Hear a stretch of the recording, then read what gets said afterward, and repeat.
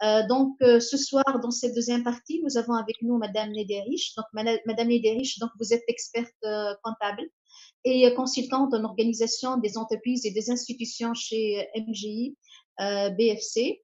Vous étiez élue meilleure femme entrepreneur en Afrique en 2019. Et ça fait honneur finalement à la Tunisie et à toutes les femmes surtout. Madame Nédia, vous allez nous parler de l'entrepreneuriat digital comme principale source de développement d'un pays et donc aussi comme moteur de la croissance économique. Je vais commencer avec vous avec quelques questions introductives. Pourriez-vous tout d'abord nous parler de votre parcours et de par votre expérience professionnelle, quelle est l'importance de la digitalisation dans l'entrepreneuriat? Pourquoi est-ce que c'est important de parler de l'entrepreneuriat digital aujourd'hui? Et qu'est-ce qui distingue l'entrepreneuriat digital de l'entrepreneuriat classique? Nous savons tous que l'entrepreneuriat constitue aujourd'hui en fait je vais pas dire une nécessité accrue, mais c'est une nécessité et pour tout pays qui veut se développer. En fait, l'entrepreneuriat, c'est un atout et c'est également une manière de participer à la dynamique économique.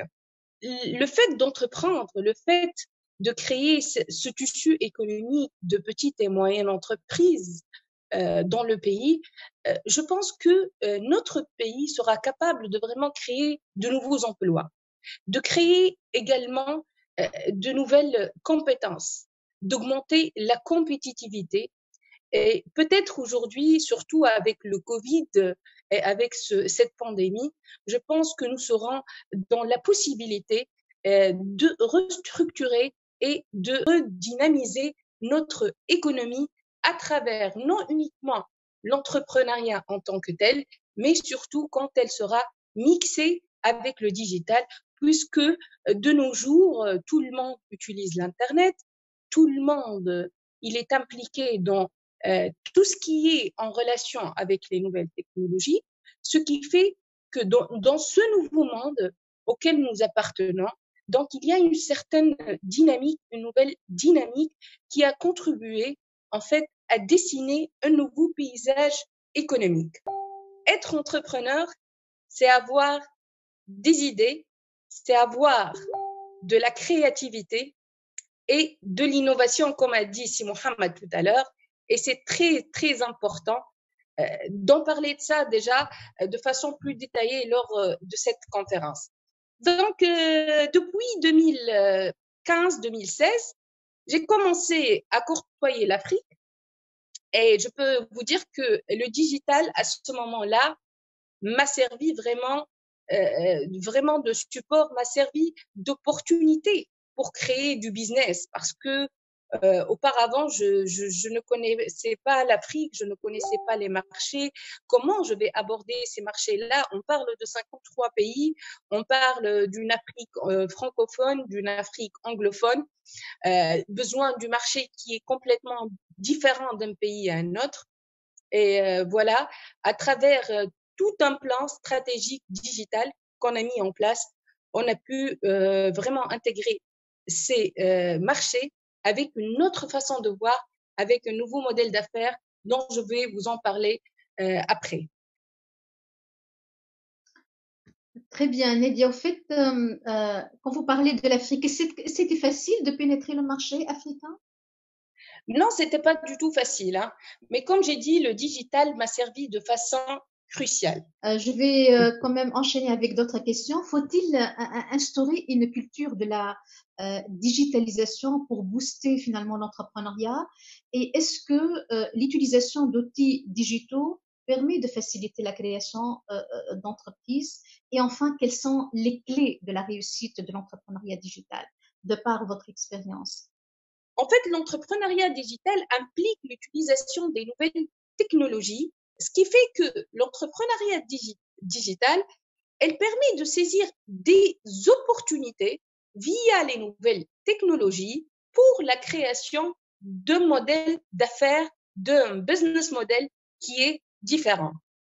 Pour moi, quand on parle de l'entrepreneuriat et mixé encore avec le digital, on parle d'un état d'esprit comme étant premier axe, on parle d'un dispositif comme un deuxième axe et on parle de processus comme troisième axe. Dans l'ex-état d'esprit de l'entrepreneuriat ou bien l'esprit entrepreneurial, quels sont les points qui peuvent pousser une personne à réussir?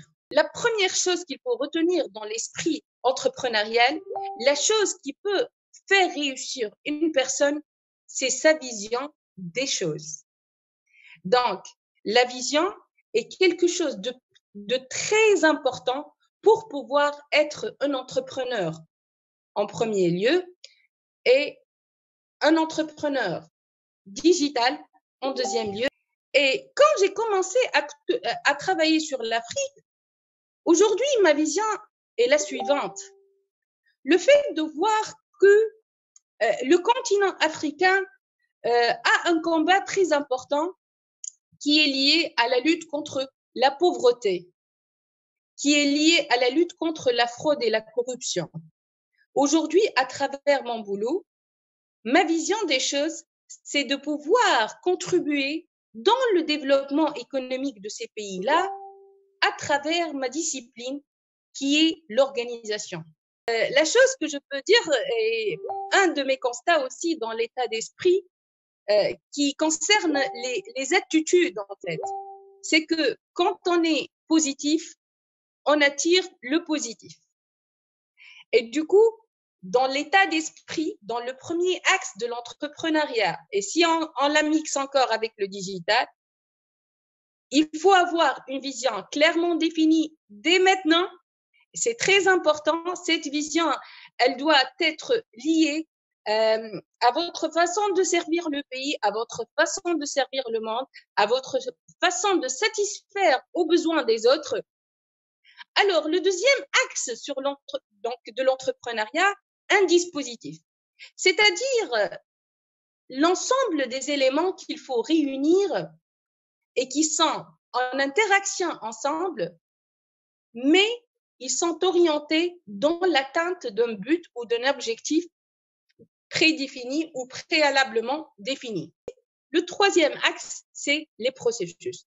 Donc, si on va définir les processus sur le plan, par exemple, qualité, on parle de input, on parle de la transformation des données pour avoir un output.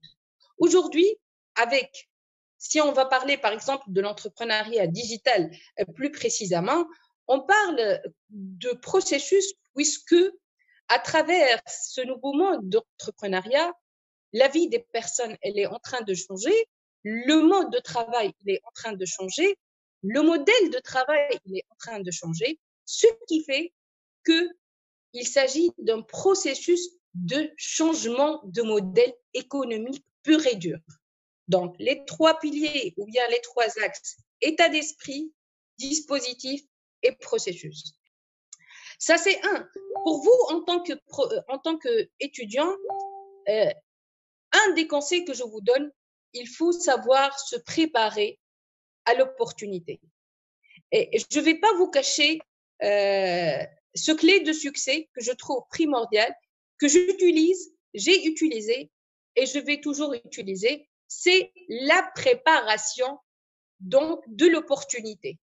Le jour où l'opportunité, elle va en fait se présenter, donc je me trouve vraiment très bien préparée.